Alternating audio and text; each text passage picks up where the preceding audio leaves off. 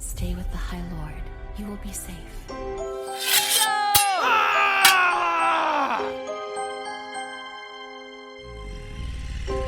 Humans have no say in the law of dragons. Bonjour et bienvenue dans le podcast Le Fond du Chaudron. Ici, on vous parle de fées, de dragons, de loups-garous et de sorcières, bref, des lectures de notre book club fantasy, pour la plupart en anglais et quelques-unes en français. Le principe est simple, un thème, 4 lectrices et de longues conversations avec Blandine, Lucie, Oriane et moi-même. Je suis Claire et on se retrouve tous les week-ends au White Raven. Salut, je suis Lucie et je voudrais adopter Syrinx et éventuellement me faire tatouer la Light Up, si ça vous dit les meufs, la prochaine fois qu'on se fait un tatouage en commun. Je suis Blandine et un jour j'aimerais bien visiter Lunation avec Brice et Hunt. Mhm. Un dimanche. Mais il n'y a rien d'ouvert un dimanche. Bah justement, tu peux flâner. Ah, moi, je pense que si, le dimanche, il y a plein de trucs ouverts. Mais Bah oui. pourquoi y aller un dimanche alors tu pourrais y aller un samedi soir et aller au White Raven avec Claire? Bah parce que Brice, elle va plus trop au White Raven après un moment. Il va Mais quand on même peut se faire une quelques petite semaine. Une petite semaine. On pourrait faire une semaine à Crescent City. Ah bah carrément, on irait se faire les ongles et tout, ça serait cool. Et moi, je suis Oriane et au moment de faire le saut, je choisirais bien sûr le book club comme encre. Oh. Comme vous l'aurez peut-être deviné, le thème de cet épisode, c'est le tome 1 de Crescent City, ou plutôt La Maison de la Terre et du Sang de Sarah J. Maas. Et je laisse Blandine vous faire le pitch du livre. Oui, merci Claire. L'intrigue se passe à Crescent City, donc petit nom de Lunation, une ville habitée par plein de créatures différentes et où règne pas mal l'insécurité. Et on suit Brice, une jeune femme mi-fée, mi-humaine, qui a 23 ans et qui vit sa meilleure vie. La journée, elle bosse dans une galerie d'art qui vend des œuvres et des objets magiques.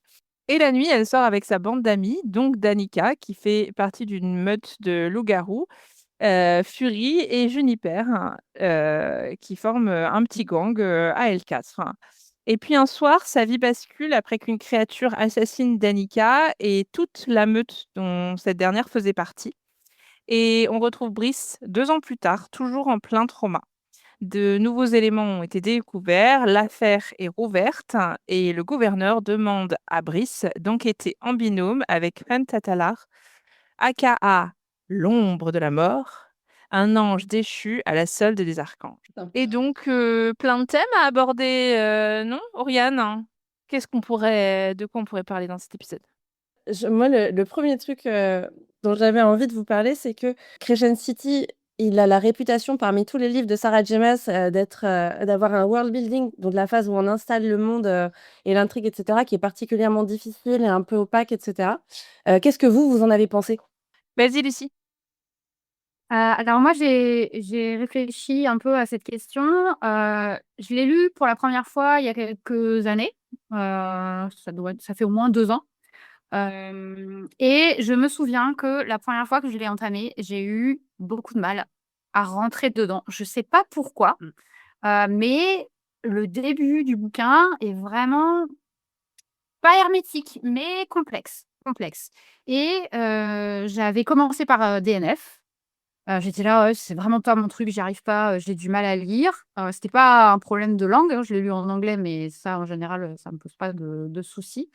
Et c'était vraiment, je sais pas, j'ai eu une sorte de blocage, alors que bon, j'ai lu, de l'urban fantasy, j'ai lu du Sarah J. Maas avant, je sais pas ce qui s'est passé et il a fallu que je le reprenne, et je sais pas pourquoi la deuxième fois, c'est passé tout seul. Mais du coup, quand je vois, sur TikTok, les gens qui expliquent que, après avoir lu Cotard ou même, la série, Throne of Glass, ils ont vraiment du mal avec, le premier tome de Crescent City et je comprends totalement. Il y a quelque chose et je sais pas quoi exactement dans le début de ce bouquin qui fait qu'il est vraiment complexe à aborder. Bah, Claire, toi qui es la dernière de nous à l'avoir vraiment découvert parce que tu viens de terminer cette lecture, donc pour toi, je pense que c'est super frais dans ta tête. Est-ce que tu as des idées de pourquoi Non, je sais pas, mais j'ai aussi eu cette, exactement même impression. Donc, je suis voilà, donc la dernière de ce groupe à l'avoir lu et j'ai vu tous les mèmes, dont Lucie vient de parler, sur TikTok et cetera, de gens qui galèrent vraiment à le lire et qui se représentent un peu comme, un bébé qui lit, du gibberish ou j'en sais rien, je sais.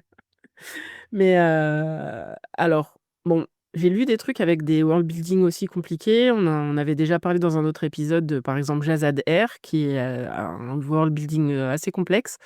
J'ai pas eu cette sensation dans Crescent City. Alors, il y a beaucoup d'espèces de créatures. Il y a, une hiérarchie peut-être compliquée, mais c'est pas trop ça qui m'a bloquée, mais j'ai également eu vraiment du mal à rentrer. Alors peut-être au tout début, je trouve que, on s'attache pas trop facilement aux personnages et notamment à Bryce. Moi, j'ai un peu eu du mal à m'attacher à elle. Ça c'est arrivé un peu plus tard dans le livre, donc peut-être ça tient à ça. Bah, après, ce qui est particulier dans Crescent City, c'est qu'on est en narration à la troisième personne, mais il y a des switches, quand même. C'est-à-dire que c'est en troisième personne, mais toujours en vue subjective d'un des personnages et ça switch parfois au sein d'un seul chapitre Oui, c'est entre vrai. les points de vue. Ce qui fait que tu peux avoir des moments où tu sens que tu regardes le point les faits se dérouler du point de vue de Hunt, par exemple, des moments où c'est clairement du point de vue de Bryce, et ce passage de l'un à l'autre, il se fait de manière assez, invisible, en fait. Donc déjà, ça, c'est un truc qui est un peu, spécial. Moi, que j'ai trouvé super, hein, Ouais. parce que ça je trouve que ça enrichit d'autant aussi, le récit d'avoir cette variété de points de vue. J'ai plutôt le même souvenir, que Claire de beaucoup de noms propres, de Ouais. prénoms de personnes où au début je trouve que dès le début, il y a beaucoup de persos qui sont, dans les scènes d'exposition alors que tu sais pas encore qui c'est. Des persos qui sont associés à des fonctions, des titres, des rôles parce qu'ils sont dans, telle ou telle organisation et cetera et au début vraiment tu sais pas de quoi on se parle et tu as aussi ce côté, où, enfin moi c'est un truc qui m'a vachement marqué sur le world building, c'est que Lunation, Crescent City, la ville en elle-même, elle est vraiment, je trouve, très détaillée. Et on te parle de lieux, tu sens qu'il y a une en fait, il y a vraiment une sorte de richesse, dès le début qui est installée et du coup qui est installée un peu, sans qu'on te prenne trop par la main, quoi. On te plonge direct dans l'unation, en fait. Et je trouve que ça c'est marrant même par rapport à ce genre même d'urban fantasy parce que du coup, il y a un peu ce côté où tu un peu ce côté où tu arrives dans une ville comme un touriste et si tu as pas lu le guide de voyage avant, bah, bon courage. Tu vois? Mmh. Fallait lire le guide du routard, OK? Le guide du retard de l'annulation, moi je l'achète direct, hein. Le jour où il sort, je suis là. Je dois avouer que c'est un des rares, bouquins où j'ai utilisé la carte. Ah ouais. D'habitude, c'est un truc, Mmh. c'est très joli les cartes, super, mais je vais pas m'y référer pendant ma lecture. Et là, Ah. j'avoue, alors est-ce que c'est le côté, on est dans une ville et cetera? J'en sais rien. Mais je me souviens de la carte, au début et la forme de la ville et cetera, qui a quand même une incidence, et je me souviens l'avoir utilisé, pendant ma lecture. Alors je te rejoins un peu. Alors je l'ai pas utilisé tout pendant ma lecture, tout le temps, mais on va dire que, effectivement, je l'ai bien quand j'ai eu commencé, plusieurs chapitres, je l'ai bien observé, plusieurs fois, cette carte, également. Moi, j'ai un ressenti qui est un tout petit peu différent. Le premier tome de Crescent City, je l'ai lu en français et en fait, c'est passé crème. Je pense que le côté, barrière de la langue, bah, du Ah. coup a complètement disparu. Et vraiment, c'est passé sans aucun problème et le tome 2, en revanche, alors on n'en parlera pas aujourd'hui, mais du coup, je fais une comparaison. J'ai essayé de le lire en anglais et j'étais, paumée. Je n'ai vraiment pas du tout réussi à, li je pense que je me suis reprise 3 fois et j'y arrivais toujours pas et j'ai fini par le lire aussi, en français une première fois avant de pouvoir le relire en anglais, et pouvoir saisir, bah, tout ce que j'avais envie de saisir, dans la langue originale. Bon et voilà et ça m'a permis d'après de lire le troisième en anglais mais, ce côté world building, je l'ai pas du tout eu, j ça a pas été une problématique en français, pas du tout pour moi. En revanche, ce que tu disais, c'est que Oriane, il y a ce côté, world building qui peut être, un petit peu, difficile, en fonction de, soit, de ta sensibilité, de la langue, dans laquelle tu lis et cetera et ça, c'est OK. Mais tu faisais une comparaison avec les autres livres, de Sarah J. Maas. Et moi, je trouve quand même que Crescent City, c'est un niveau au-dessus en termes de qualité d'écriture, pour moi, d'un point de vue description etc. Au niveau du plot, ça vaut Throne of Glass quand même. Et alors que Akotar est clairement en dessous. Mais je trouve quand même que c'est au-dessus. Et pour autant, il y a plein de choses qui m'ont quand même pas fait le même effet que Akotar dedans. Et je sais pas si vous également, vous avez eu ce truc où vous êtes un peu partagé en mode, je sais pas comment le placer entre Throne of Glass et Akotar. Est-ce que, enfin, espèce de petit ovni de fantaisie urbaine d'un point de vue plot, d'un point de vue écriture, mais pour moi, il manque un petit quelque chose entre les personnages, notamment principaux, ça m'a pas donné les papillons comme à Kota. Et voilà, je voulais savoir si vous aussi vous aviez vu cet effet. Moi, pas du tout. Moi, pas du tout. J'aime beaucoup Crescent City. Alors après, c'est un peu particulier parce que là, on parle du 1 et j'ai pas le même jugement sur le tome 1 que sur le tome 2 et 3. Mais le tome 1 de Crescent City, il a une place particulière dans mon cœur. Dans l'ordre, j'ai lu d'abord toute la saga à Kotar, puis Crescent City, puis Le Trône de Verre. Et ouais, et Crescent City, moi, je me suis vraiment éclatée dedans. Je pense que j'ai vachement aimé le monde d'Urban Fantasy qui est installé par SJM. J'ai aussi vachement aimé les personnages principaux et je pense qu'on reviendra dessus un petit peu plus longuement après. J'ai bien aimé aussi le délire de l'intrigue, tu vois, le côté enquête policière chez les Faé. Alors après, C'était je suis cool. pas une. Ouais, j'ai trouvé ça cool. Moi, je suis pas une grosse lectrice de polar. Je pense que les gens qui aiment vraiment, vraiment le polar, ils regarderaient l'intrigue en se disant, bon, ça. Bon, bif bof quand même, quoi. C'est pas une lecture. Non, moi j'adore les polars et j'ai pas du tout regardé l'intrigue comme ça. En plus, c'est mélangé avec quand même de l'intrigue politique beaucoup. Enfin, ça suinte du politique beaucoup. Et il y a eu même des moments où j'ai trouvé ça complexe, quoi. Oui, oui, oui, mais après, je trouve que c'est une complexité où en fait, on te donne pas les clés pour la saisir en entier. On te rajoute des couches un peu en mode coup de théâtre que tu peux pas voir venir, en fait. Et donc, c'est à ce niveau-là où ok, ça feuilletonne et c'est sympa. Et je trouve que ça reste un page turner assez ouf comme Sarah J. Maas sait en faire. Modulo que la construction fait que t'es pas autant empowered, tu vois, t'as pas autant le pouvoir en tant que lecteur de faire ton mastermind des machins, parce qu'en fait, t'as pas tous les éléments qui vont arriver comme des plot twists et des machins comme ça, par des pures ficelles de narration. Donc, j'ai adoré cette lecture, mais je pense que pour quelqu'un qui est vraiment fan de polar, faut pas l'aborder comme un polar, tu vois, Ah non, de base. c'est pas un polar où tu vas découvrir le meurtrier à la dernière minute du bouquin. Je pense qu'il faut le voir comme genre l'important c'est le voyage, quoi. Ouais. Ouais. Ouais.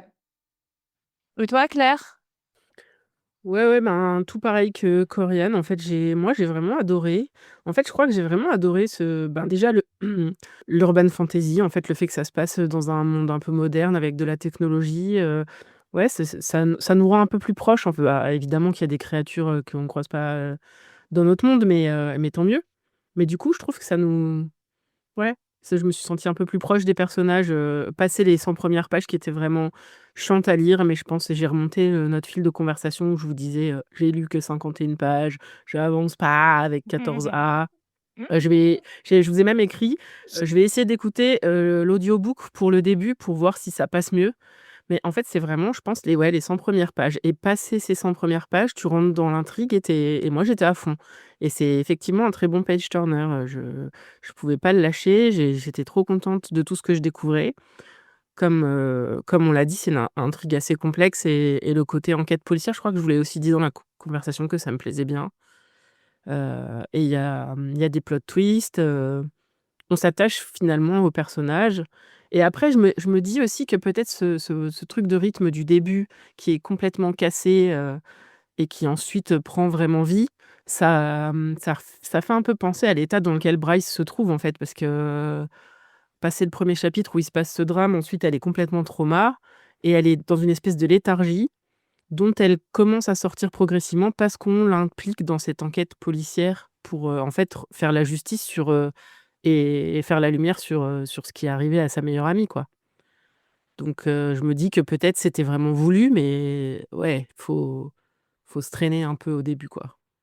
Ouais, mais tout à fait. Moi, je trouve que le niveau d'écriture de Mmh. Sarah J. Maas sur Crescent City est vraiment d'un niveau au-dessus, quoi, Mmh. sur ça. Après, dans l'ordre, elle l'a écrit après aussi, hein, Oui, oui. Ouais. c'est un peu l'album de la maturité, quoi, en Ouais, un c'est sens, un peu ça. tu vois? Et après, moi, je rebondis sur un truc que tu as dit, Claire, parce que je trouve que c'est je l'ai dit aussi, mais en fait, j'étais en train de me dire, peut-être, faut insister là-dessus. On se parle quand même d'un sacré, sacré pavé et tu te Ouais, dis: Oui. «Vu le nombre de pages, mais heureusement que c'est un page turner, en fait», tu ouais. vois? Parce que Ouais, ouais. vraiment, même en termes de longueur du truc, Mmh. enfin, quand tu es en librairie et que tu regardes le truc, Ouais. Ça assez peut faire peur, impressionnant, hein. hein. Ça peut faire peur. Il fait vraiment De briques, style, de briques. 900 alors je crois que bon, il y a les remerciements, qui Oui, non, font un petit peu, voilà, mais il fait exactement, en français, en tout cas en impression, 952 pages. Mmh. Je veux dire, c'est transportable, c'est pas portable. Tu vois ce que je veux C'est dire? clair. et là, la liseuse prend tout son Ah sens. ouais, C'est c'est ça. clair. Ah, c'est sûr que c'est pas le bouquin que tu emmènes à la place, quoi. Ah et toi, du coup, Lucie, qu'est-ce que tu en as pensé, de l'écriture de Crescent City par rapport aux autres bouquins de Sarah J. Maas que tu as pu lire? Alors, moi, j'avais lu, la saga Cotard avant. J'avais commencé je crois que j'avais lu, les 2 premiers de du Trône de Verre à l'époque, et ensuite, donc j'ai lu, le premier Crescent City en 2022, donc pas à sa sortie, mais pas non plus, récemment. Ce que j'ai bien aimé alors moi, je suis une grande lectrice de polars, de thrillers, de policiers et cetera. C'est avec ça que j'ai commencé vraiment à lire, beaucoup. J'ai apprécié le petit côté, feuilleton qui se prend pas la tête. C'était très et je dis ça comme un c'est pas une critique, c'était très, télévisuel. Ah oui, Heu très graphique, je suis d'accord. Ouais, enfin, il y avait un truc, dans le rythme Mmh. aussi, et si tu veux, quand je sais que quand je l'ai relu, ce que j'ai adoré, c'est je visualisais ça comme une série. J'étais là: «Ah, si je l'adaptais en série», parce que tout Ouais. comme vous l'avez dit, c'est une brique. En fait, je regarderais bien plus une série Crescent City qu'une série, ou un enfin, à Cotard, en fait. Trop d'accord. Ah da de Mmh. ouf, Et de ouf Crescent et il y a City en plus, tous les on éléments. pourrait voilà, il y a tous les éléments, d'une chouette série un peu avec, des mystères, des enquêtes, on pourrait, ajouter des petites choses, on pourrait changer des choses. Ça me choquerait pas parce que c'est un univers, je pense qui est très, très sympa, avec lequel on peut jouer, tout ça. Et alors moi j'ai vraiment tout de suite, beaucoup aimé, Bryce. Le côté, comme disait Claire, hein, le côté moderne, ancré dans notre réalité, je dirais pas, elle est comme nous parce que perso je suis pas comme elle, mais il y a un côté, voilà, la elle est jeune, elle vit sa vie, elle a du caractère, elle sort avec ses copines, elle a son boulot, elle a son cercle, tout ça. Elle sort avec des mecs, il y a cet autre mec, qui est amoureux d'elle, machin. Enfin, il y a quelque chose et ça ressemble à une vie normale. Alors, on sait que ça va pas, durer, mais moi ça m'a accroché tout de suite. Et ensuite, quand on a cette ellipse de presque 2 ans, c'est tellement un pilote d'épisode pour moi, Ah enfin un ouais. pilote de série. Mmh. J'ai trop envie Mmh. de le voir, réaliser. Et c'est vrai que je suis assez fan, des gens qui cosplayent, sur TikTok, pendant une période. Là, à la sortie du troisième, il y a une tiktokeuse que j'adore, dont j'essaierai de retrouver le nom, qui physiquement, c'est Bryce quoi, et elle a fait plein, plein de petites scénettes comme ça, tirées du bouquin, et j'avoue que j'adorais parce que c'est exactement comme ça que je me représentais les choses et c'était vraiment un plaisir. Donc pour moi, c'était ce côté, feuilleton télé, que tu as envie de binger avec du popcorn, et de regarder et d'en discuter avec tes potes, quoi. Mais je me demande si ça tient pas au fait que, tu es un peu embarqué dans leur, vie quotidienne. Donc il y a un moment où Hunt, et Bryce sont obligés de ils sont un peu en colocation et Oui, tu les suis, dans leur quotidien à faire des tâches, ben, déjà elle, elle reste, malgré le fait qu'elle doive enquêter, elle doit quand même continuer Aller travailler. à aller bosser. Mm. Un boulot qui la passionne pas forcément pour différentes raisons. Lui, il l'accompagne, mais voilà, le matin, il lui fait des œufs au bacon. Enfin, il regarde du sport à la télé ou en buvant des bières avec une casquette sur la tête. Enfin, je sais pas. Je crois que c'était aussi ça qui fait que t'as un peu l'impression de regarder Buffy ou Melrose Place, quoi. Ouais, mais c'est ça aussi le truc, c'est qu'elle est hyper, elle a 23 ans, elle est fêtarde, elle galère au taf, plus tard après elle fait son deuil, elle est plus Elle est très humaine humaine. elle est plus humaine que fée finalement, Ouais. alors qu'elle est censée être à moitié fée et elle l'est à moitié fée Ouais. et après ça prend de l'ampleur, beaucoup plus, mais même quand ça prend plus d'ampleur, elle reste foncièrement une humaine hyper terre à terre qui va faire ses courses, qui va courir le dimanche matin parce qu'il faut faire du sport et qui adore aller danser et qui voilà, elle reste hyper, elle est hyper humaine, elle est hyper terre à terre en fait. Elle fait son ménage, enfin voilà. Oui. Mais justement, moi, je trouve qu'on voit vachement ça dans sa relation avec ses parents. Elle est bien plus proche de sa mère. Alors, il y a des tas de raisons, etc. Mais clairement, au début, en tout cas, elle se considère plus humaine que fée. Et sa relation avec sa mère est bien plus saine, etc. D'ailleurs, elle l'appelle pas son père. Son père, elle lui donne pas un surnom. Enfin, je sais pas si elle le Père. fait ou si elle le faisait, ça serait son géniteur, quoi. Ça serait mais Oui, paf, enfin, lui. Oui, non. Avertissement, à partir de là, on va spoiler, divulgacher tout ce tome, donc Crescent City 1, et un tout petit peu d'Akotar. Donc faites attention, si vous ne l'avez pas lu, je vous conseille d'arrêter votre écoute ici et de nous rejoindre un peu plus tard. Mais le roi de la cour de l'automne, qui est son géniteur, elle l'appelle his Non, sire. le roi de l'automne. Donc le roi de l'automne, qui est son géniteur, elle l'appelle his sire. Et elle dit que son vrai père, son father, celui qu'elle appelle vraiment son père, c'est Oui, Randall, c'est donc son beau-père, qui est le compagnon de sa mère. sa mère, oui. Et Et Sire, ouais, c'est vraiment géniteur pour le coup. oui, sire, c'est Oui. l'idée qu'il y a une filiation, mais au sens médiéval, en fait. Pour les vampires aussi. Pour les vampires aussi, ouais. Ah, on le dit en français? Ouais, bah, pour les vampires, on va parler d'un sire. Oui. Donc, moi, ça me choque pas de l'utiliser. Non, moi non Enfin, plus, mais pour mais le coup, oui. c'est vraiment celui qui m'a créé, quoi. Oui, voilà. Mais c'est vrai qu'il y a ce côté moderne à toute cette série. Et clairement, elle dirait mon géniteur. Ça me choquerait pas, quoi. Non, pas du tout.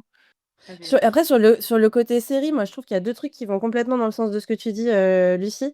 Le premier truc, c'est que on est sur une galerie de personnages secondaires qui est vraiment digne d'un sitcom avec des persos il y en a plein, avec qui elle a plein d'interactions, ce qui mène à plein de plotlines un peu secondaires, mais où du coup, c'est quand même assez incarné et tu t'attaches quand même vachement à eux. Donc ça, je trouve que c'est un truc qui est hyper réussi, dans Crescent City. C'est-à-dire que je pense que demain, tu me fais un spin-off, comme il y a eu dans Buffy sur Angel, mais sur Ethan, je suis là les meufs, hein. Moi, j'ai pas de problème, j'adore Ethan, voilà. Ouais. Mais il y a un autre truc que je trouve encore plus caractéristique, c'est que les lieux sont hyper identifiés. C'est 100% Friends, tu sais, où tu te retrouves au Central Perk. Bon, bah, t'es au White Raven, t'es au taf de Bryce, t'es dans le dortoir de la Légion. Enfin, les lieux sont vraiment hyper clairement installés. Et donc, les personnages vont de lieu en lieu et les actions progressent un petit peu comme ça. Je trouve ça très marquant, en fait, dans la façon dont c'est écrit. Et d'ailleurs, je suis, enfin, quand tu l'as dit, Lucie, je pense que j'ai une ampoule qui s'allumait dans ma tête et j'étais là, mais oui, évidemment, c'est ça, en fait. C'est sûr que Sarah J. Maas, elle s'est inspirée de ce truc-là et qu'elle a construit son truc de cette manière avec autant de récurrence dans les emplacements et tout. Enfin, ça me paraît évident, quoi. Et il y a vraiment un sujet de quotidien, en fait. Tu suis leur quotidien, ne serait-ce que dans le tout premier chapitre. Et ça arrive très vite, hein, le drame qui lui arrive. Et pour autant, en quelques pages, hein, Sarah J. Maas, elle arrive à te construire le fait que Danica, elle se pointe souvent au boulot de Brice pour larguer des affaires dans le placard, qu'elle utilise la salle de bain pour se laver quand elle ressort pleine de sang de son propre taf, etc. etc. Et tu as vraiment une espèce de trivialité du quotidien, en fait. Et tu t'identifies vachement à ça, en fait. Moi, je m'identifie vachement à ça. Ah bah, c'est plus facile que, la toilette dans un ruisseau, les chevaucher, pendant des jours et on dort sur une natte, dans une grotte, j'en sais rien. Voilà. Ah bah, Et alors après, l'hôtel de luxe, avec les espèces de baignoires complètement cinglées, tu sais, qu'il y a, à Cottard, à la cour de la nuit, enfin, tu sais, Le spa sur ça. le Ou balcon. attraper un mec décharné avec un poulet, quoi. Après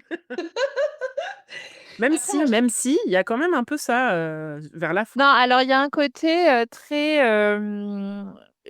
il y a aussi, ouais, du comic relief, dans Crescent City. Il y a le chien, je sais pas si on peut appeler ça un chien, Ah. de Brice, la chimère de la chimère Brice. domestique. Les meufs entre elles, enfin Danica au tout début avec, Brice, bah, elles s'envoient des vannes, avec, Oui, la quand meute, elles font leurs vœux là. Danica, elle fait un vœu, enfin elles sont à une porte, c'est la porte du cœur, je crois, parce que la ouais, ville est pleine de yes. portes et qui sont connectées par la magie et tout ça. Et Danica, elle dit qu'elle fait le vœu que Ethan gagne son maître son Ouais, ouais, j'ai symbole. voilà. Et Bryce, elle fait le vœu que Danica se fasse faire une manucure. Oui, parce que Mais ses ongles sont dégueulasses. Non, mais oui, c'est voilà, vraiment ça. le on a leur relation, on est tout de suite dedans. Alors, Ouais. c'est pas longtemps malheureusement, mais du coup, Oui, mais tu quand comprends Danica pourquoi disparaît, elle ça est. Tu tue. comprends le Ouais. trauma. Bah oui, Ouais, parce ouais, que mais tu sens que leur relation, elle est hyper importante. C'est vraiment found family, quoi. Mm. Bon, même si elle a toujours sa mère et son beau-père, tu sens qu'elle a trouvé ces Oui, mais gens même, et qu'elle s'est entourée et qui sont hyper importants pour elle. Et c'est ces petits détails qui font ça.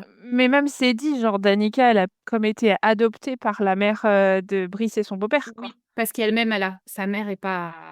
il Et est nul. ouais, Sabine, pas ouf, Sabine. Pas ouf. Avant ça, Ouais. j'avais un truc à ajouter quand même là-dessus, c'est que je trouve que Crescent City, c'est une masterclass d'écriture de l'amitié. C'est-à-dire que il y a un truc que je trouve beaucoup plus réussi dans cet épisode-là, que dans lequel c'est beaucoup plus facile pour nous d'accrocher. Et ok, il y a un trope de found family dans Akotar, il n'y a pas de souci avec tout le cercle restreint de Rhys, etc. Il y a quand même un truc qui est comme ça, mais en fait, qui est beaucoup moins relatable que dans Parce Crescent qu'il City. tu l'as dit, le cercle restreint, ça fait politique. Non, mais surtout, c'est celui de Rhys en plus. Alors, c'est une Ouais, que masterclass Rhys, en c'est. particulier d'écriture d'amitié féminine. La meuf qui a écrit ça, c'est ce que c'est que d'avoir des copines. Genre, Mais oui, c'est vraiment, c'est viscéral, C'est tu le vrai, sens. c'est vrai. je suis 100% d'accord avec toi. Et encore une fois, oui, voilà, c'est le cercle de Rhys. Elle est la pièce ferrée, c'est la pièce rapportée. Alors que là, c'est Mm, pas le cas. Rhys, elle a sa Non. propre vie, ses propres amis. Je suis 100% d'accord avec toi, Ryan. Ah, et moi, Oui, absolument. le truc que je trouve dingue, c'est que, donc, moi, j'ai fait ce truc en lisant Crescent City, que je commence le livre, je n'ai pas la moindre idée de ce que je vais lire. Je n'ai pas lu le résumé, j'ai no clue. Et donc, j'ai débarqué dans Crescent City sans rien savoir. Donc, je me suis fait éclater sur les 100 premières pages, parce que toute l'intrigue du livre est basée sur le fait que Danica va mourir, et qu'il va y avoir une enquête. Et donc, moi, je me suis attachée comme une maboule à Danica et à Connor, et je me suis fait vraiment déglinguer. Oui, oui, ça, c'est. Mais Ah, même mais si tu lis le C'est la résumé, mais même si, brutalité. mais même si tu avais lu le résumé, enfin, en tout cas en français, moi je l'avais lu, et pour autant, on me dit juste, un jour, un terrible meurtre va venir ébranler les fondations c'est de la ça, ville, de même que le ça. monde de Brice. Mais on ne te dit pas que Danica va crever. On ne te dit pas que Connor va crever. Et donc, du coup, tu es là et tu les suis à fond. En plus, Bryce et Connor, ils sont un peu en mode est-ce qu'on va se pécho, est-ce qu'on va pas se pécho? Mais Vas-y, je te donne Tu la les santé. ships direct. Tu les grave. chips de ouf. En plus, il a l'air hyper pas toxique. Et là, tu fais vas-y, j'ai Mais trop oui, envie. le mec est un green flag ambulant. T'es ouf. Et là, il crève. Puis pas, ouais. Et moi, je trouve que de tous les livres de Mass, c'est celui dans lequel elle nous maltraite le plus en tant que lecteur. Parce que dans les autres, dans Throne of Glass, dans Akotar, bon, il y a des intrigues, il y a des moments où les personnages souffrent, il n'y a pas de problème, etc. Mais quand même, les morts sont vraiment bien choisis, tu vois, pour justement pas trop te mettre dans Crescent City, vraiment non, quoi. Ah non, C'est elle pas a non plus, c'est pas aucun. non plus du Game of Thrones, tu vois. Mais quand même, tu te fais plus maltraiter, je trouve, en tant que lectrice Non, c'est dans vrai, Crescent c'est vrai. City. C'est vrai. Ah non, non, Après, je le suis thème de complètement. l'amitié féminine, on l'a beaucoup, dans Throne of Glass, plus que dans Akotar, en fait, où où ouais, elle se greffe à un truc qui existe déjà et dans Throne of Glass, bah, déjà il y a 8 tomes donc elle a le temps de rencontrer plein Mmh. de personnages et parmi ces plein de personnages, il y en a, certains et surtout certaines avec qui l'héroïne va se lier et c'est Ouais. ouais, je pense que c'est effectivement un truc important dans la vie de Sarah J. Maas pour qu'elle en parle autant dans ses bouquins, ouais. Oui, après Creation City, ça fait au moins 3 tomes, de Throne of Glass en termes d'épaisseur. C'est vrai. Donc, Mais après, elle les a écrits, elle avait 16 ans. Donc en fait, je trouve que justement, sa vision de l'amitié féminine a évolué avec probablement elle-même et elle a grandi aussi et ses personnages aussi et du coup, je trouve que si on comparait en particulier ces 2-là, je pense que les différences seraient juste de la maturité et ouais.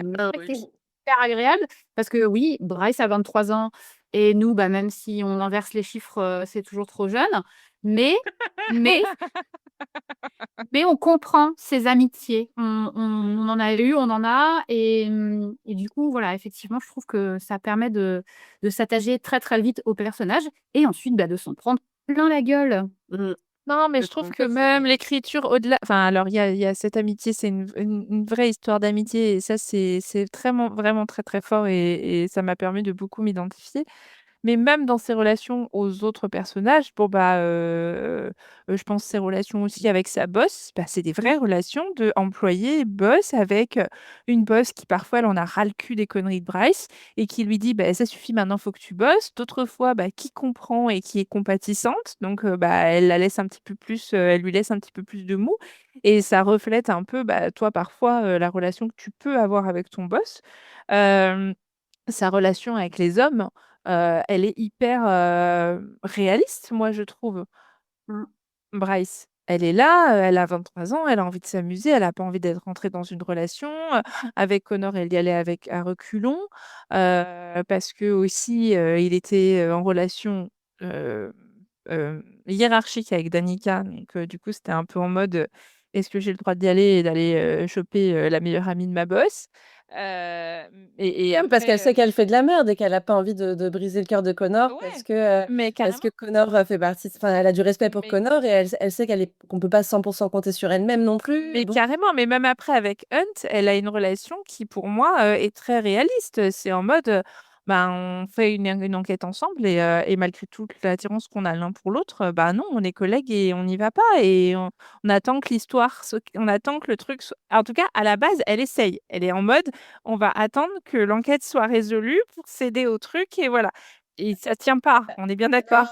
moi je trouve que pour le coup, je trouve que c'est le truc qui colle pas trop dans la construction du personnage de Bryce, c'est que, je pense que je sais pas si c'est ça, mais peut-être que l'autrice s'est lancé un challenge de faire le plus slow de tous les slow burns qu'elle a fait, jusqu'ici. Il y a peut-être un truc de cet ordre-là, Non, mais mais Bryce, elle est trauma. Elle passe 22 mois à plus boire, à plus sortir, à plus rien ouais, faire. elle baise Sauf avec fait élever la swan, hein. ouais, puis attends, bah, peut-être, mais à un moment, elle se tape un Lion Shifter, Oui, au tout début de la deuxième Après partie, l'ellipse. on est bien d'accord. Après l'ellipse. Après l'ellipse, elle se tape un Lion Shifter juste après. Donc ça, pas de souci. Mais c'est vraiment en mode, c'est un coup d'un soir. Mmh.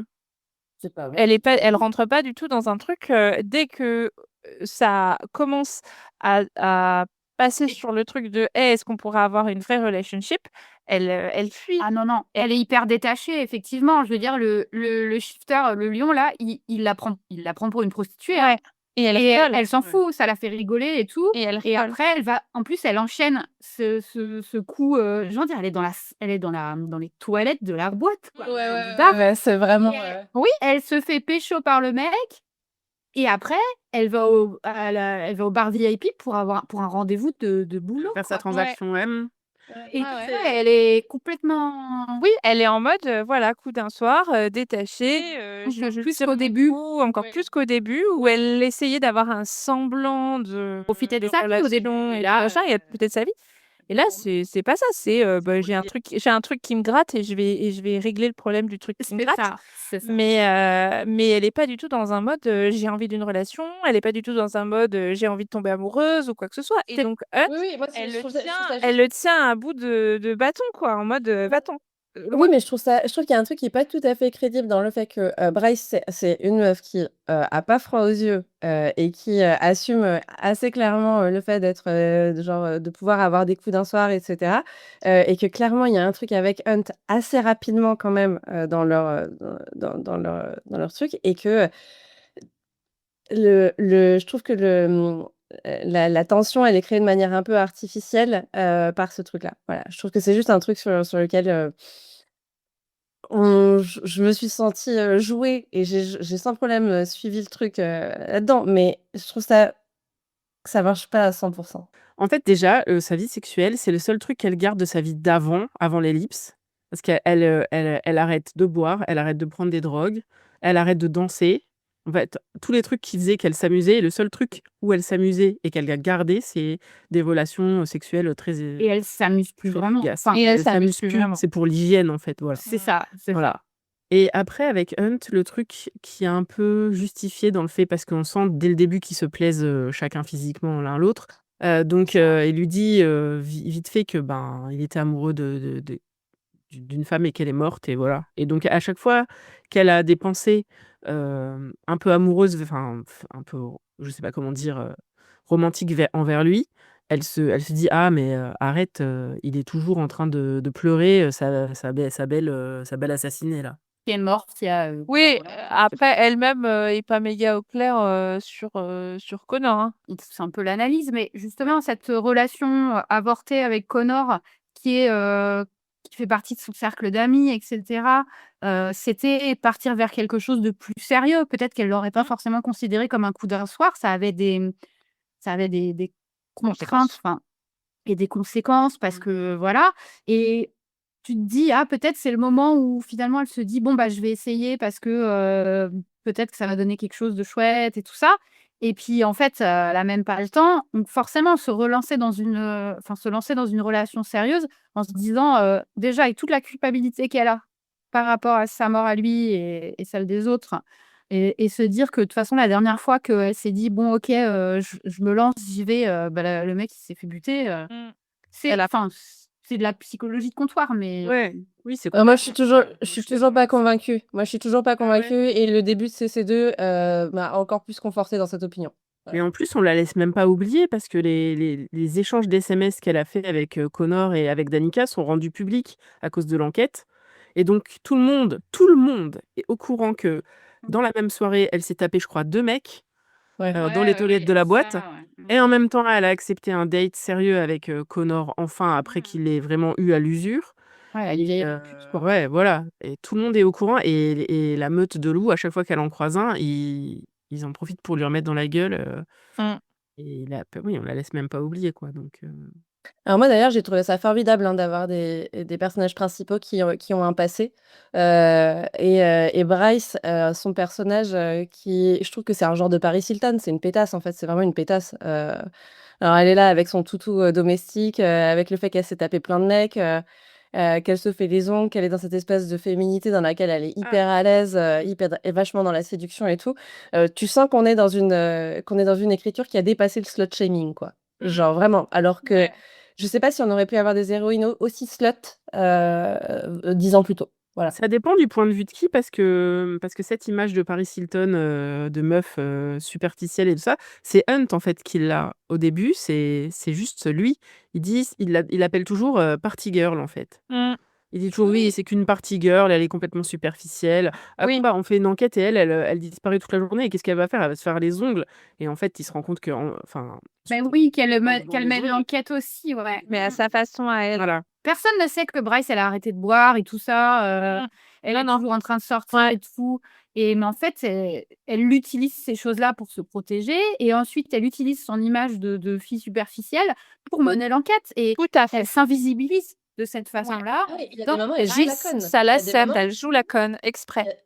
Parce complètement. Oui, elle fait la ravie parce de qu'elle mais beh, oui, parce que le fait que les gens la sous-estiment, ça lui permet de rentrer dans des cercles et d'avoir accès à des conversations et des infos qu'elle aurait pas eu autrement. ouais, ouais. Après, je voudrais quand même reboucler un petit peu sur, la relation entre Hunt et Bryce, pour le coup Ouais. et déjà, il y a des sortes de meeting bond dans Crescent City, mais qui sont pas du tout des trucs, pour l'instant, cosmiques.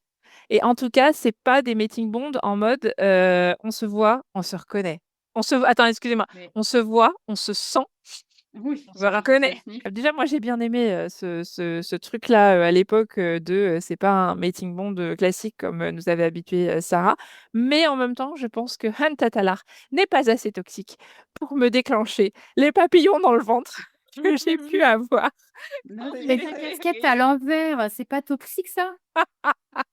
Il regarde du sport, c'est pas toxique, ça. Bah, clairement, c'est son plus gros red flag, hein, excusez-moi, mais.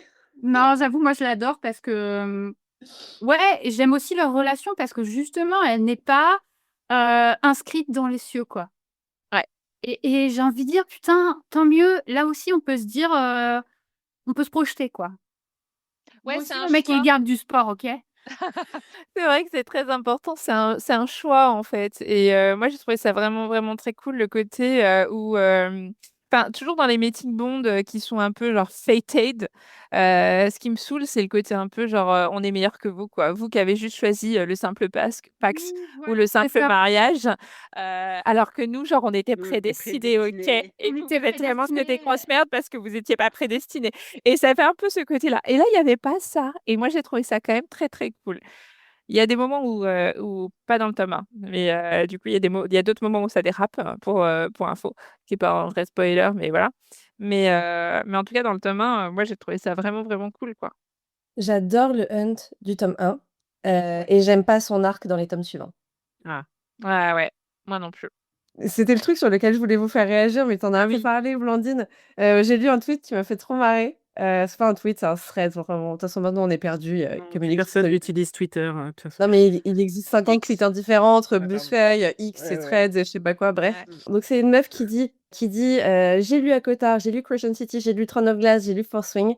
J'ai vu tous les bookmates des personnages principaux féminins et je ne changerai pas d'avis. Hunt est le moins toxique du lot. Est-il aussi le moins excitant? Eh ben oui, tout à fait. Et c'est parce qu'il est la LCS Partnership Option, donc l'option de partenaire le plus sain. Et elle dit moi, je mourrais sur cette colline s'il le fallait, mais c'est celui que je choisirais pour toujours. Et donc, j'aime bien cette idée que est-ce qu'on a besoin qu'un mec soit toxique pour qu'il reste un peu excitant? Et je sais pas parce que franchement, moi, vraiment, j'ai adoré Hunt. Et ici, je sais que dans le book club, on est des grosses fans de Cassian aussi, qui est loin d'être le mec le plus toxique non plus du lot. Mais c'est vrai qu'il y a un peu, je pense, une sorte de ligne Maginot entre les MMC très toxiques et ceux qui, au contraire, sont des green flags ambulants. Je pense là, c'est un peu comme quand tu vas à McDo, tu vas pas pour bouffer une salade, quoi. Tu vas pour bouffer des nuggets bien gras et tout, quoi. Moi, je veux du riz-centre, je veux du bien gras, je veux du enfin voilà, ce qui est un peu excitant dans le fait d'aller à McDo et de lire, de la romantasy, type, ACOTAR en tout cas, ou Crescent City aussi, c'est, bah, de manger du gras, quoi et pas de bouffer une salade César, enfin vraiment. C'est un Mais après, Oui, mais Hunt, est-ce que c'est pas moi, il m'a pas des fait nuggets faits maison, tu vois? ah bah, c'est encore pire, ça veut dire que j'ai dû cuisiner. Non mais attends, je rigole là. Au secours. Non, tu es cuisiné par quelqu'un d'autre. Mais des nuggets mis dans l'air fryer, là, ça va, c'est pas cuisiné, ça. Hein? Donc, est-ce que Hunt, c'est pas la boîte de vin à l'air fryer à la maison, sous la couette, sous le plaid, sur le canapé devant un bon film ou une bonne série, Je tu vois? sais pas, moi, il Devant m'a un pas verre de excité. Oui, mais franchement, toi, tu regardes ton air fryer et tes 20 nuggets en disant: «Ouh, je vais faire une folie ce soir, tu vois?» Mais grave, évidemment! Eh bien, pas moi. Moi, en tout cas, la relation entre Hunt et Bryce, autant j'ai trouvé ça méga cool, le côté, voilà, ils se sont choisis et tout ça et je trouve que leur histoire d'amour, elle est hyper, jolie. J'aime vraiment beaucoup. En plus, ils prennent le temps vraiment d'apprendre à se découvrir. C'est pas genre juste vraiment: «Je t'ai vu, je t'ai sniffé et ça y est, je suis amoureux de toi». C'est Mmh. pas magique et du coup, j'ai trouvé ça vraiment, vraiment cool comme construction amoureuse. Mais voilà, moi, il m'a pas fait rêver, quoi. Bon, en Ah bah, plus, moi, déjà, plus que j'aime pas les mecs Juan, qui hein. regardent le sport, donc Non, moi ça va, je l'ai bien aimé comme MMC, Hunt, je serais pas aussi drastique que vous ou que cette, personne que tu cites, parce que moi je trouve que non, il m'a plutôt pas mal excitée en fait. c'est parce que t'es au tome 1. Je sais, je l'adore aussi. À cet endroit, je l'adore aussi. Bah, ça fonctionne en tout cas dans le tome 1, je trouve, effectivement qu'il se découvre, il surpasse ses a priori sur Bryce et ça, c'est pas mal, tu vois? Parce que du coup, en plus, tu as son point de vue, comme on l'a dit au début, Mmh. certains un bout de chapitre, tu as son point de vue à lui et il admet qu'il s'est trompé, donc déjà ça, c'est pas mal. Le fait qu'il regarde du sport, qu'il traîne en survêt, ça le rend un peu plus, réaliste, hein, parce que quelqu'un qui traîne en cuir tout le temps, excuse, mais en plus, lui, quand il met sa tenue en cuir, c'est, l'Umbra Mortis, Et alors le sang sur le cuir, je sais pas comment il fait pour récupérer tout ça. ça doit schlinguer, laisse tomber. Moi, ce que j'ai bien aimé aussi, c'est qu'il a beau être, voilà, un super guerrier qui a vécu des révolutions, blablibla, c'est un esclave, mais en même temps, enfin, je trouve que à part le fait qu'il appartienne à enfin, qu'il soit dirigé par des archanges, successifs, et qu'on lui donne des missions de tueur à gages, relous, bah, je sais pas, c'est un flic, quoi, enfin, tu pourrais transposer vraiment ça. Claire, le A, c'est un flic, tu viens de me détruire là, en une phrase, la meuf m'a Colombo, quoi. Bah, ouais, je sais pas. mais c'est pas ça, bon, moi, perso, les flics, les militaires, faut vraiment que tu sois dans un setting fantasy pour que je trouve ça cool, Bah, tu ouais, vois? ça a marché. Mais c'est un militaire, il fait partie de la 35e légion, c'est un fucking légionnaire. Oui, mais moi, ce que j'adore, c'est son côté le mec a été avant d'être un militaire, il a été un combattant, mais un combattant hyper idéaliste, plutôt en mode Che Guevara, tu vois, révolutionnaire, machin et qu'en fait, Che Guevara, la ZAD, encore une fois, chez Oriane. et il y a un petit côté, tu sais, le guerrier qui, en fait, a envie d'une vie de labrador, bien peinard, tu sais, c'est très chou, quoi, qui est trop content d'être dans une cuisine, de faire le petit-déj, bon, Ah, mais c'est tu le vois, rôle du tu guerrier, vois, c'est ça le sujet, c'est que toi, tu trouves ça trop chou, alors que moi, pas du tout. Mais non, mais parce qu'en fait, du coup, tu vois aussi ses fêlures et par exemple, moi, ma scène préférée, c'est la scène de la douche, là, où il revient d'une de ses missions, d'assassinat, là, et il est traumatisé et elle le trouve déjà, elle s'est super inquiétée pour lui. Elle a ameuté tout le quartier, elle a mis son frère «Où est-ce qu'il est? Il faut me le retrouver» et tout ça. Il rentre et il va prendre une douche qui dure, 1 heure et au bout d'1 heure, elle se dit: «Bon, je vais quand même aller voir ce qu'il fout» et en fait, il est en train de se faire ébouillanter sous la douche et elle le lave et c'est pas du tout érotique, mais c'est plutôt chouette parce qu'en fait, chacun leur tour, ils prennent soin de l'autre. Je trouve que c'est ça qui fonctionne aussi dans leur relation. Premièrement, personne n'est surpris que ce soit ta scène préférée. Et deuxièmement, c'est vrai que Hunt, moi, il y a quand même un côté où tu te dis: «Putain, pour un mec qui est l'ombre de la mort, quand même, il a réussi dans ce tome-là à se foutre dans un nombre de situations où il a besoin qu'on vienne le sauver, qui est quand même complètement dingue, hein». Heureusement que Bryce, elle gère, hein, parce que putain, sinon le mec, il était mort au chapitre 12, quoi. Enfin, j'exagère pas au 12e, mais il y a quand même plein de fois où c'est un peu Hunt, la damsel in distress, tu vois? La demoiselle en détresse et Bryce qui arrive comme, une preuuse chevalière, pour botter des culs, quoi. Moi, ce que j'ai adoré dans CC1, c'est que c'est une histoire de vengeance, en fait. Il y a une histoire de revanche et ça, j'ai adoré. Donc à la fin, quand Bryce est obligé de se défendre, mais par le même coup de venger, Danica et toute la meute, qu'elle, bon, on sait déjà qu'elle s'est tirée et tout ça et elle bute à la fin, elle bute, tous ses ennemis. Enfin, je trouve c'est génial. Moi, ça c'est jouissif les trucs là. J'adore Kill Bill, pour moi, ça, c'était le Kill Bill de la fantasy, quoi, à la fin. L'arc de la vengeance, il est vraiment cool. Ouais. Ah, mais moi, je trouve que c'est une vengeance qui est assez opportuniste parce que, jusqu'à l'espèce de plot twist de fin, Mmh. donc ce final, je pense qu'on pourrait en parler, hein, Ah parce que oui, c'est oui. Mmh. les 20 derniers pourcents, vraiment, tu t'en prends plein la gueule, Mmh. ça ne s'arrête pas. Tu as l'impression d'être à un niveau d'intensité de cinglé, pendant, enfin, vraiment, ça dure longtemps. Tu as entre les trucs qui se résolvent et ensuite tu enchaînes. Bon, tu découvres le meurtrier, tu comment ça se termine avec le meurtrier. Ensuite, tu enchaînes avec l'ouverture des portes de l'enfer. Ensuite, il faut sauver toute la ville. Puis, en fait, du coup, elle va faire le drop. Puis, en fait, Ouais, ouais, c'est ça. Mmh. là, genre, wow! Ah bah, c'est un épisode de fin de saison. Vraiment, c'est un final. Voilà, on est d'accord, c'est un season Voilà, finale. c'est ça. C'est Exactement. construit comme une série télé Ouais. et je veux voir ça en série télé. Ça sera pas C'est parfait, intense, ça hein. sera pas la meilleure série du monde, mais ça va être fun! Ouais. Ça Ça va va être être fun Il faudrait du fric pour les effets spéciaux quand même, hein, mais ouais. oui, ça n'existera jamais, je pense, parce que c'est trop niche ou je sais pas quoi, mais je pense que ça serait très, très fun. Il y a un truc dont on n'a pas parlé, c'est que, Bryce, c'est pour le coup, pas, une meuf, rachitique, qui, fait, 1 m 55, et 45 kilos, quoi. c'est une femme qui est grande en plus, je crois, qui est vraiment décrite comme ayant des seins, du cul, des cuisses. C'est une meuf qui court, donc qui est athlétique, qui danse, donc qui est encore plus athlétique. Mais c'est pas une crevette, quoi. Et c'est pas une fragile physiquement. Et ça change quand même. Oui, on l'a décrit comme enfin, pas Non, pas Non, curvy. Elle est pas décrite comme, Elle est comme, pulchureuse. curvy. Elle est Ouais. pulchureuse. Ça existe pas pulchureuse. Non, tu as mélangé Pulchureuse, pulpeuse et plantureuse. c'est ça. Et Donc du coup, on soit dirait qu'elle a des plantureuse pustules. Et surtout, t'as ce moment qui est quand même, moi je me suis dit, ah tiens, il y a un truc qui a fait son chemin là, où on te dit, elle a arrêté de danser parce qu'on lui a fait des réflexions sur son corps. On lui a dit qu'elle n'avait pas le bon corps pour danser. Oui, au tout début. Ah Mais oui. parce qu'elle veut être c'est pas tout à fait enfin, elle a arrêté la danse classique. Du coup, elle a arrêté ce type de danse-là, mais elle a pas arrêté de danser vraiment, puisqu'elle va en club et qu'elle danse et que voilà. Non, et au début, elle prend des Et cours, je elle crois, prend et elle une semaine, ouais, continue, de prendre des cours une fois par semaine, qu'elle arrête après, ouais. mmh. On n'a pas beaucoup parlé de la relation de Bryce avec Rune, et il y aurait des choses à en dire aussi. Ah, on On n'a n'a pas pas parlé de parlé de Rune. Rune Dannon, Crown Prince of the Valbaran Fae.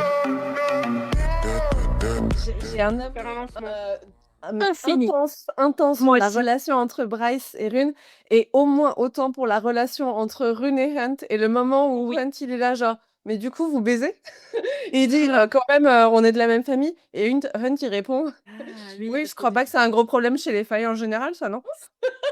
Non, non, mais carrément, enfin, René déjà, moi, j'adore ce personnage, je le trouve incroyable. Je trouve qu'il joue très, très, très bien, le mec, bah, un peu comme Bryce, le côté, party boy, Oui, en oui, fait, party je suis l'héritier et donc du coup, je m'en fous, je fais ce que je veux et tout. Mais en fait, il est sérieux, et Il a des valeurs. il a des valeurs. c'est pas un party boy, c'est un frat boy. Non, ils organisent des teufs dans sa vieille baraque, c'est un vrai squat il vit avec ses Oui, colocs et puis ils font Oui, des parce qu'il a honte de son père et qui a de Canaris, l'argent. c'est qu'il lui a Ouais. acheté un château pour Ouais. vivre. Et du coup, il préfère vivre en coloc avec des mecs qui changent pas de chaussettes tous les jours. Après ça, c'est vraiment un move de mec, riche, privilégié de pouvoir se permettre de, C'est en vrai. fait, Bien sûr. vouloir, vivre, Oui, avec oui. ses potes et Mais oui. cetera. Mais moi, je trouve qu'il joue bien justement avec son père. Il le regarde en mode, «OK, vas-y, achète-moi si tu veux, mais ça me permet de faire mes trucs de mon côté et mes Quand même, business faire de des mon côté». piercings. Ouais, Non, mais heu, tu vois, en gros, il lui lâche, un bout de doigt et ce qui lui permet, de prendre le bras, derrière et moi je trouve ça très malin. Il fait ce que Bryce a jamais voulu faire parce elle a jamais voulu être dans la compromission à ce niveau-là, et du coup, elle lui en veut. Enfin, leur relation à eux 2, elle est entachée, par ça parce qu'elle, au début, elle a l'impression que, bah, c'est devenu le toutou de son père. Mmh. Mais ils ont des relations complexes. Je trouve que les dynamiques familiales, l'articulation des dynamiques familiales entre frères et sœurs, avec les parents, et cetera, sont vachement bien. Elles sont crédibles, en fait, elles sont restituées. Il y a un mélange de proximité, mais en même temps de sentiments un peu complexes parce qu'ils ont pas la même histoire, pas les mêmes privilèges et qu'en fait, ils en sont conscients. Ça, c'est vachement bien, et Et moi, puis je me ils ont 50 ans de différence quand même, hein, donc oui, mais ça, c'est l'équivalent d'1 an et demi en âge faible. non, mais ce que je veux dire, c'est que ça reste aussi, des demi-frères Oui, et ils ont sœurs pas la même mère. et ils ont pas, en plus, été élevés ensemble. C'est-à-dire que tu peux très bien, avoir, enfin, tes frères et sœurs qui sont tes frères et sœurs, qu'ils soient demi ou pas demi, ça, c'est pas le sujet.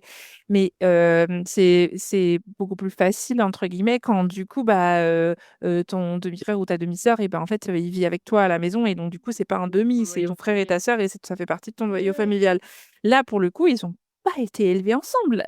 Il avait déjà 50 balais quand, alors certes, c'est une broutille, à le au question âge, Faé, mais bah, il avait 50 balais et il avait déjà fait le drop et enfin le saut, excusez-moi. Il avait déjà fait le saut et cetera quand elle est née. Il était adulte quand elle est née et je pense que ça entache forcément, ta relation. Tu peux pas, que quand tu as été Après enfant ensemble. oui, oui, je suis complètement d'accord avec toi. Pour, ajouter au personnage de Rune, moi, j'ai trouvé ça incroyablement rafraîchissant d'avoir un Shadow Daddy version pas surpuissante. Tu sais, genre, Mmh. oui, moi, je suis un shadow daddy, mais bon, mes petites ombres, tu vois, qui font des petits trucs. Tu- Puis d'ailleurs, tu- son père lui reproche d'avoir des pouvoirs, des super pouvoirs pourris, comme dirait Aldebert. Et genre, oui, tu peux faire des petites lumières et puis jouer avec ta petite épée, mais franchement, pas ouf. Et alors déjà, Ron cache des pouvoirs à son Oui, père c'est vrai. et parce que justement, il cherche, comme je disais, à être sous-estimé. C'est un peu le pendant, masculin, Et de comme Bryce Bryce, pour ça. hein. Et il cherche à être sous-estimé, particulièrement par son père, parce qu'en fait, il veut pas que son père se serve de lui Mmh mh. pour arriver à des fins, politiques ou de pouvoir et cetera. Donc bah, il cache, des trucs comme ça.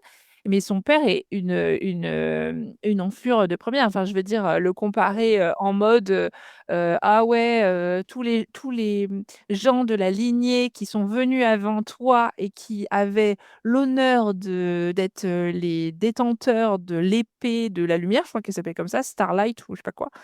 Ils étaient meilleurs que toi, quoi. Toi, tu es vraiment qu'une bouse, hein, tu arrives en fin de chaîne, franchement, on te la file, cette épée, mais parce qu'il y a plus que toi, quoi.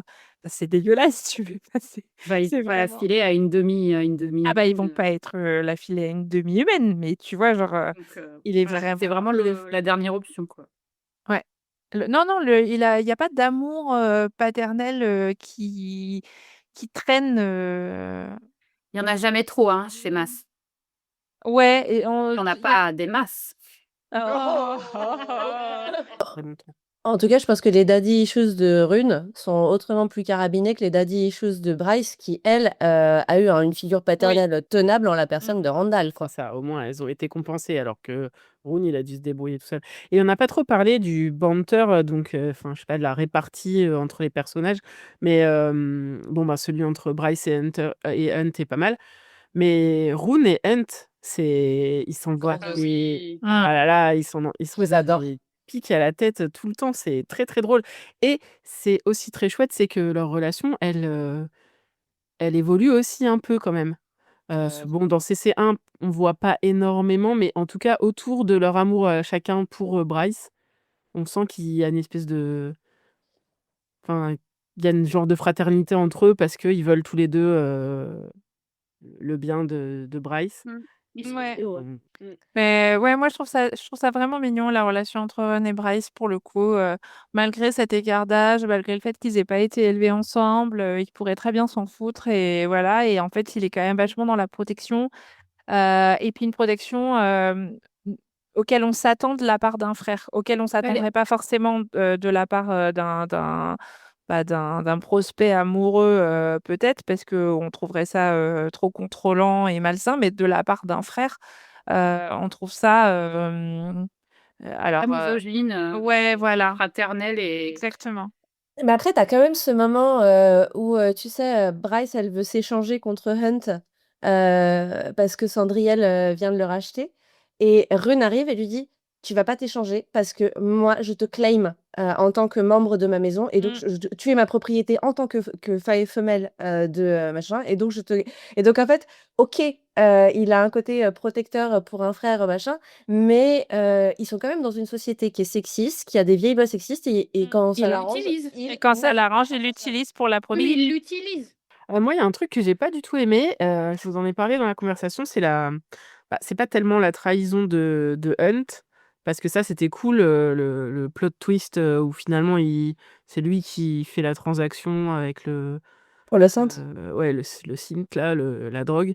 Mais non, le plot twist, j'ai trouvé ça cool, mais par contre, j'ai vraiment pas compris et je trouve qu'elle passe hyper vite sur, pourquoi il fait ça et juste genre, bah, j'avais rien de mieux à faire, j'avais envie de renverser le système parce que de toute façon, je suis un esclave, enfin, mais c'est pas très, très bien expliqué, je trouve, c'est le seul Je truc qui pense que ce m'a qui est pas dérangé. bien écrit, c'est le reste de son attachement. Enfin, il nous est décrit au début comme un mec qui a été hyper idéaliste, qui a mené la révolution, qui voulait renverser la République, et cetera, Oui. et son côté totalitaire et c'est toujours pareil, c'est des républiques qui, à chaque fois, sont totalitaires, ça me Oui. rend ouf et en fait, après, c'est comme s'il s'était résigné et juste là, à la fin, on a le plot twist effectivement en mode, «Ah ah, j'ai bien caché mon jeu, je n'étais pas résigné, je suis toujours idéaliste, je veux toujours la révolution» et Je pense que ça, c'est pas bien amené, effectivement. Ouais, mais je trouve pas tant et d'autant plus que quand tu le vois son évolution, bah, par exemple, par rapport à ses sentiments envers Bryce où au début, il dit: «Ah non, non, moi je serai toujours amoureux de Sahar» et tout ça et ensuite quand l'histoire se développe, tu comprends qu'il se pose des questions sur peut-être qu'il a été manipulé par Sahar, peut-être que c'était pas un amour aussi, Ah, c'est sûr. et ouais et ben, du coup, je trouve que ça colle plus du tout avec le fait de vouloir continuer à mener cette rébellion, alors qu'elle est plus là et cetera, donc là-dessus, je suis un peu restée sur ma faim. Ouais, bah, après, bah, je trouve que le final, il regroupe tellement de trucs Ouais, aussi c'est vrai. que, Il se passe trop de trucs, ouais. c'est un Voilà.